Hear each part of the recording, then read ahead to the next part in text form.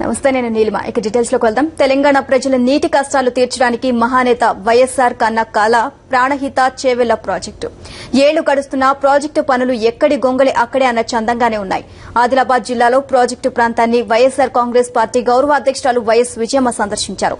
ఈ సందర్భంగా విజయమ్మ స్పందనేంటో మా కరెస్పాండెంట్ అనిల్ వివరిస్తారు. మహానేత దివంగత ముఖ్యమంత్రి డాక్టర్ వైఎస్ రాజశేఖర రెడ్డి గారు ఎంతో ప్రతిష్టాత్మకంగా చేపట్టిన ప్రాణహిత చేవెళ్ల పథక పనులను వైఎస్ఆర్ కాంగ్రెస్ పార్టీ గౌరవ అధ్యక్షురాలు వైఎస్ విజయమ్మ గారు సందర్శించారు. ఈ ప్రాజెక్టును సందర్శించిన తర్వాత ఆమె అభిప్రాయం తెలుసుకుందాం. అమ్మ, చెప్పండి, ఇది వైఎస్ రాజశేఖర రెడ్డి గారి కళ. ఈ కళని సాకారం చేయలేకపోయినటువంటి ప్రస్తుత ప్రభుత్వం మీద మీరు ఏ విధంగా స్పందిస్తారు?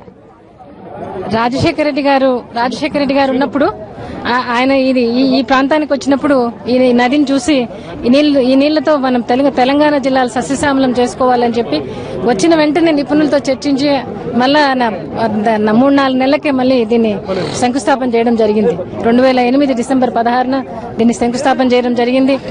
ఆనాడు సోనియా గాంధీ గారితో మాట్లాడి దీన్ని జాతీయ ప్రాజెక్టుగా తీసుకుని దీన్ని 38,500 కోట్ల ప్రాజెక్టు, పెద్ద ప్రాజెక్టు.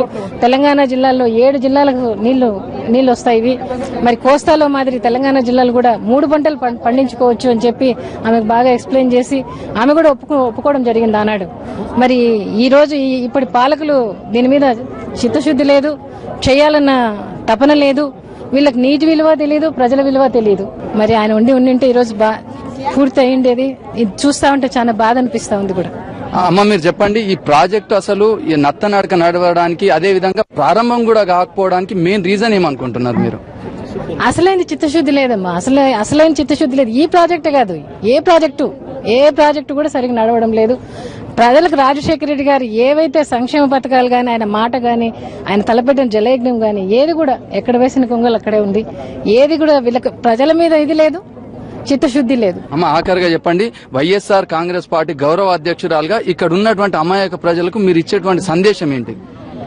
జగన్ బాబు నేను వచ్చేటప్పుడు ఆదిలాబాద్కి వెళ్తున్నానని చెప్పి మన జైలుకు పోయినప్పుడు అడిగినప్పుడు కూడా ఆయన చెప్పడం జరిగింది, ఇది నాన్న కలమ్మ, తప్పకుండా ఆదిలాబాద్ ఒక్క జిల్లాలోనే 1,56,500 ఎకరాలకు నీళ్లు పారుతాయి. ఆ మాట చెప్పమ్మా, మనం ప్రభుత్వంలోకి వస్తానే దీన్ని తప్పకుండా మనం పూర్తి చేస్తాం. ఇక్కడ ప్రజల ఆశలను, కోరికలను కూడా సంపూర్ణంగా నెరవేరుస్తామని చెప్పడం జరిగింది. తప్పకుండా మన ప్రభుత్వం అధికారంలోకి వస్తే పూర్తి అవుతుంది. అయితే విజయమ్మ గారు ఒకటే చెప్తున్నారు, ఇది వైఎస్ఆర్ కలలుగా అన్నటువంటి ఈ ఆశయాన్ని ప్రస్తుత ప్రభుత్వం తుంగలో దొక్కిందని, ఈ ఆశయాన్ని వైఎస్ఆర్ కాంగ్రెస్ పార్టీ అధికారంలోకి వచ్చినాక తప్పకుండా నెరవేరుస్తామని అంటున్నారు. కెమెరామెన్ రమేష్ తో అనిల్ కుమార్, సాక్షి న్యూస్, ఆదిలాబాద్. కాగజ్ నగర్ లో మరికాసేపట్లో భారీ బహిరంగ సభ జరగనుంది. అక్కడి నుంచి వివరాలు మా ప్రతినిధి అనిల్ అందిస్తారు. అనిల్, ఎంతసేపట్లో సభ ప్రారంభం కానుంది? ఈ సభ ఏర్పాటు ముఖ్య లక్ష్యం ఏంటి? కరీంనగర్ జిల్లా అధ్యక్షుడు పుట్ట మధుకావని వెళ్తూ ఉన్నాను. ఖమ్మం జిల్లా అధ్యక్షుడు మొత్త శ్రీనివాస గారు,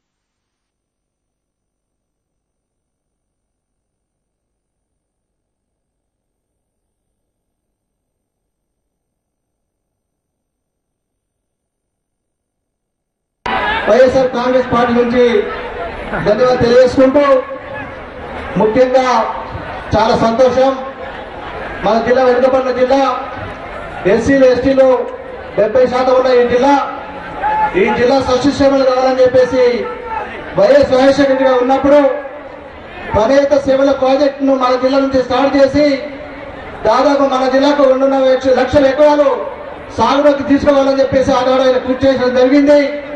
దానికి 4 సంవత్సరాల క్రితం ఫౌండేషన్ వేసేసి ఇప్పుడు ఈ సంవత్సరంలో ఫౌండేషన్ పూర్తి కావాలని చెప్పేసి ఆనాడు భావించడం జరిగింది. కానీ కాంగ్రెస్ ప్రభుత్వం ఈనాడు ముఖ్యమంత్రి వారి ఆశలు గలంతులు చేస్తూ 4 సంవత్సరాలు పూర్తి చేసుకోవాలి ఈ ప్రాజెక్టును 4 తట్ల మట్టి కూడా ఇప్పుడు తీయలేదని చెప్పి మీకు తెలియజేస్తూ ఉన్నాను. అలాంటి పరిస్థితులలో ఏదో ఒక విధంగా తెలంగాణ ప్రాంతం సస్యశ్యామలు కావాలి, 7 జిల్లాలు వెనుకబడిన జిల్లాలను కూడా వ్యవసాయంగా అభివృద్ధి చెంది ముందుకు సాగాలనే ఉద్దేశంతో మన అమ్మగారు ఈనాడు వచ్చేసి దీన్ని జాతీయ ప్రాజెక్టు ప్రకటించాలని చెప్పి డిమాండ్ చేస్తూ ఈనాడు సభ చేయడం జరుగుతుంది. మిత్రుడు కోనప్ప గారు కూడా ఈ కాన్స్టిట్యూన్సీ ఎమ్మెల్యేగా ఉండి వైఎస్ రాజశేఖరతో అనేక సంబంధాలు ఏర్పాటు చేసుకుని ఈ ప్రాంత అభివృద్ధి కోసం కృషి చేసిన వ్యక్తి. అలాంటి వ్యక్తి ఈనాడు మన చేతుల మీదుగా, మన తల్లిదండ్రుల చేతుల మీదుగా మన పార్టీలో సభ్యత్వం తీసుకొని మన పార్టీలో కలవడము చాలా సంతోషం. వారి కలయికతో మన పార్టీ ఈ జిల్లాలో అనేక విధాలు అభివృద్ధి చెందుతుందని చెప్పేసి నేను భావిస్తున్నాను. ముఖ్యంగా ఒక విషయం మనం గుర్తు చేసుకోవాలి. ఈనాడు ఈ కాన్స్టిట్యున్సీ మనం చూస్తూ ఉన్నాం.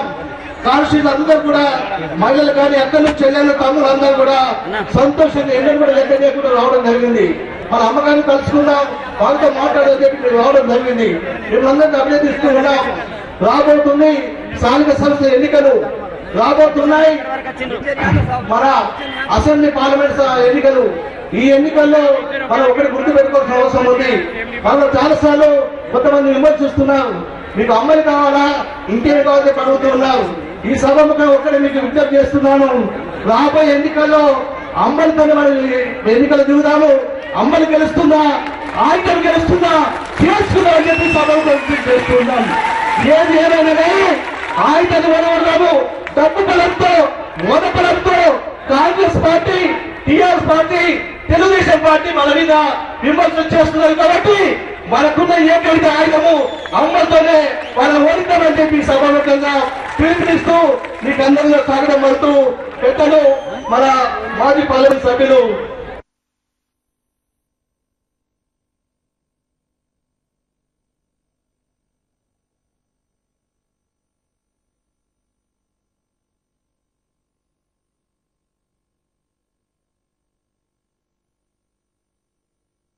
బాబాసాహెబ్ అంబేద్కర్ ప్రాణహిత